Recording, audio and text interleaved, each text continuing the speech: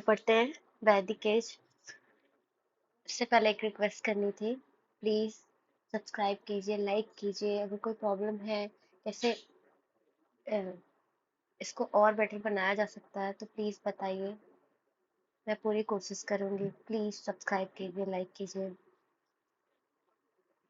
वैदिक एज, तो इसमें हम क्वेश्चंस पढ़ते हैं क्योंकि मेनली क्वेश्चंस ही इंपॉर्टेंट होता है, उससे रिवीजन जल्दी हो जाता है। लाइक कुछ पॉइंट्स है जिसको पढ़ लेते हैं, ज्यादा क्वेश्चंस आते हैं इससे। जैसे एंसेंट नेम, इसमें जो अभी रिवर्स है, नदियां हैं, उसको पुराने मतलब एंशिएंट टाइम में क्या नाम था, प्राचीन टाइम में नाम क्या था। तो जैसे चेनाब का नाम अस्किनी था, बीस व्यास, राबी परुशिनी था, झेलम वितस्ता, काबुल कुभा, कुर्रम क्रुमो, गोमल गोमती, स्वात सुवास्तु, गंडक सदानीरा, सतलुज सतुदरी, घग्घर दृष्ट दृष्टवती।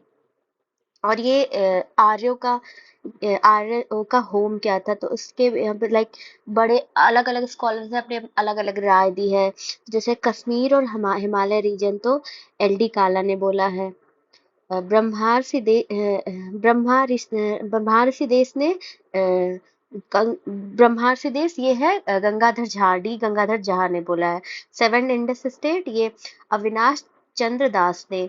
Devika state D S Trivedi ने बोला है। साउथ रसिया गॉर्डन चाइल्डे एंड नेहरिंग ने बोला है। सेंट्रल एशिया मैक्स मुलर ने बोला। नॉर्थ पोल बाल गंगाधर तिलक ने बोला है। तिब्बत स्वामी दयानंद सरस्वती ने बोला है। हंगरी गायलिस ने बोला है। और जर्मनी हार्ट एंड पेनकास ने बोला है। तो जैसे अभी जो नई रिसर्च आ रही है उसमें आ रहा है कि जैसे इन्वेजन का जो पॉइंट था वो नहीं हुआ था, आक्रमण नहीं हुआ था, कोई माइग्रेशन हुआ था। और ये भी अब नई रिसर्च के अकॉर्डिंग ये भी आ रहा है, क्योंकि जैसे पहले था जब मैक्स मुलर के टाइम, जब वहां पे व्हील नहीं मिले थे। अभी जो सनौली में एक्सकवेशन हुआ वहां पे व्हील मिल गया, तो ये भी कंफर्म नहीं है। कोई कोई अलग स्कॉलर्स ये भी राय दे रहे हैं कि हो सकता है माइग्रेशन इंडिया से बाहर हुआ हो, ना कि बाहर से आए हों। तो क्योंकि सब जो जेनेटिक स्टडी है उसके अकॉर्डिंग जो है, जो नॉर्थ साउथ सबकी जीन सिमिलर एक ही है, तो ये पॉइंट बनता है कि शायद यहाँ से गए हो। तो अभी रिसर्च चल रही है इस पे, बुक्स अपडेट नहीं है तो हमें पुराने सिलेबस ही पढ़ने पड़ते हैं।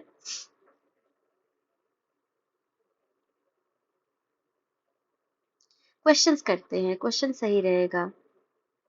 जैसे ये कुछ पॉइंट पढ़ लेते हैं। पुरोहित पुरोहित एडवाइजर ऑफ किंग होते हैं। सेनानी ये वैदिक पीरियड के टाइम में जो नाम थे उनके, उसको मतलब उसका मतलब क्या था। जैसे पुरोहित एडवाइजर ऑफ किंग, सेनानी हेड ऑफ आर्मी, ग्रामीण हेड ऑफ विलेज, महिषी वाइफ ऑफ किंग, सुता हेड ऑफ चैरियट आर्मी, संग्रहिता ट्रेजरर था। और भागदूत ये टैक्स कलेक्टर था।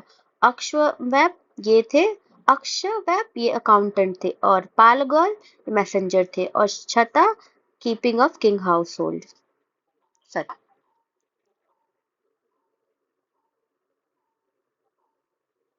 और name of king having territory in different direction. तो जैसे ईस्ट में अगर कोई टेरिटरी होल्ड करता है तो उसको सम्राट बोलते थे, वेस्ट में स्वराट बोलते थे, और नॉर्थ में विराट बोलते थे, साउथ में भोज बोलते थे, और सेंटर में राजा बोलते थे।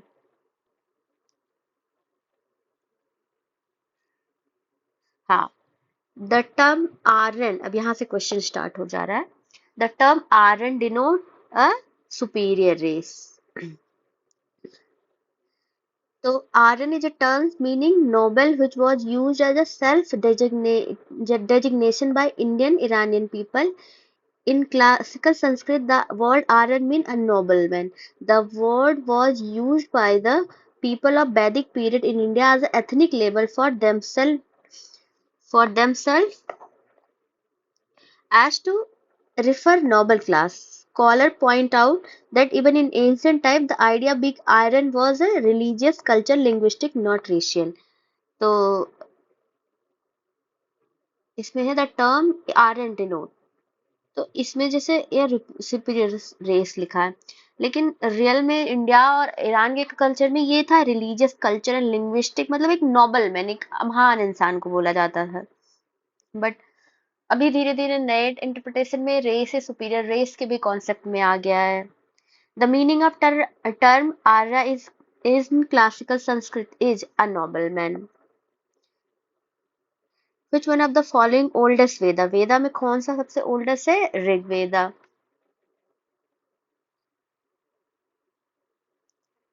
Trai is a name for three Veda. तो ऋग्वेदा, यजुर्वेदा और सामवेदा और कॉल्ड वेद त्रयी और सिंपल त्रयी। तो ये ऋग्वेद, यजुर्वेद और सामवेद को बोलते हैं। अथर्ववेद को बाद में लिखा गया, उसको त्रय में काउंट नहीं होता है। इन विच Vedic text the term Varna is found referred for the first time. Rig Veda.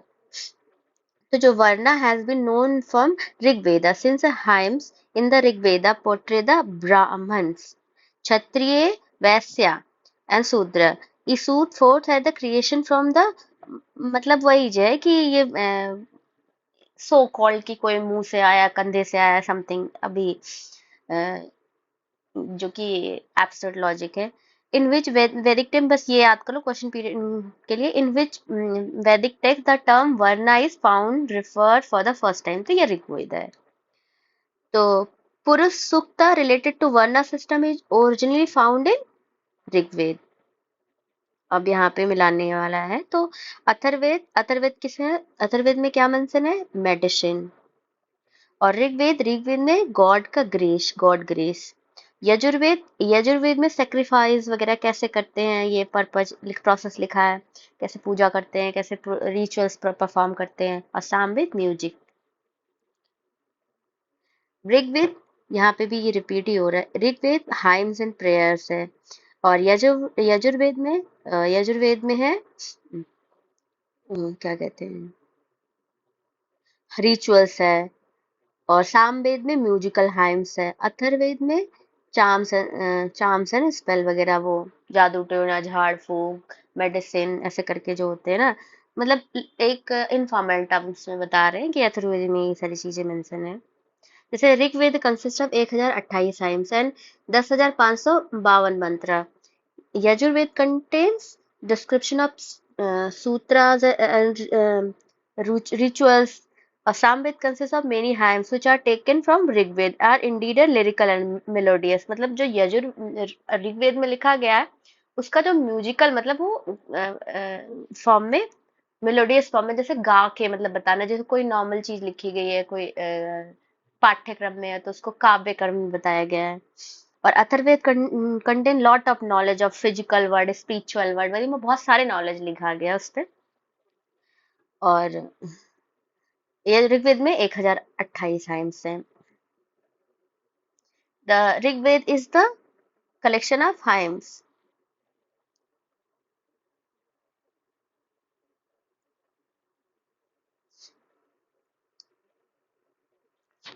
Rigveda is a ancient collection of Vedic Sanskrit hymns. It consists of thousands of such hymns of several seers.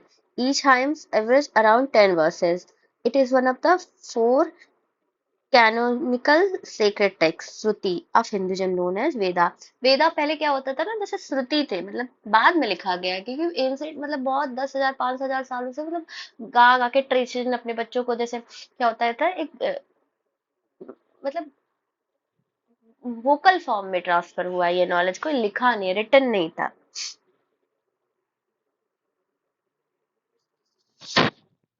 ये फिर जब match कराना है तो इसमें है क्या कहते हैं ऋग्वेद। तो ऋग्वेद में क्या कहते हैं अतर्व, मतलब उनके जैसे परफॉर्म करने वाले, मतलब नहीं परफॉर्म नहीं करने वाले, जैसे कि इसमें ये था कि जो एक नाम दिया, जैसे कोई जैसे ऋग्वेद का ज्ञाता है तो उसको क्या कहते हैं, मतलब एक नाम दिया गया था, तो वो उसको उसी को मैच कराना दूसरे लिस्ट में है। तो इसमें है ऋग्वेद, ऋग ऐतर, ऐतरेय। ऋग्वेद ऐतरेय। सामवेद, सामवेद है पंचवेसा, सामवेद पंचवेसा है। अथर्ववेद, अथर्ववेद गोपथ है। और यजुर्वेद सतपथ, सतपथ ब्राह्मण गोपथ ब्राह्मण में से। तो ऋग्वेद, ऋग्वेद ऐतर्व है, सामवेद है पंचविस है। ऋग्वेद ऐतर्व, सामवेद पंचविस, अथर्ववेद है गोपथ और यजुर्वेद है सतपथ।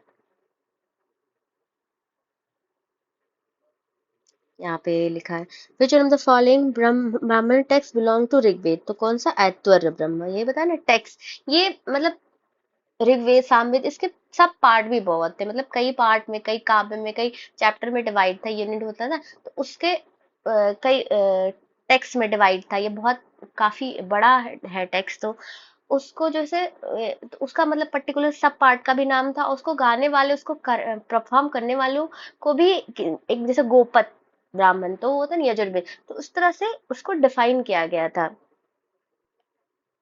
गोपद ब्राह्मण एसोसिएटेड विद अथर सॉरी अथर्वेद, गोपद ब्राह्मण अथर्वेद से वो होता। Gopad Brahmana is only Brahma a gene of the prose text describe the Vedic रेजिकल एसोसिएटेड विद द अथर्वेद। जो गोपद ब्राह्मण ब्राह्मणा था वो डिस्क्राइब करता है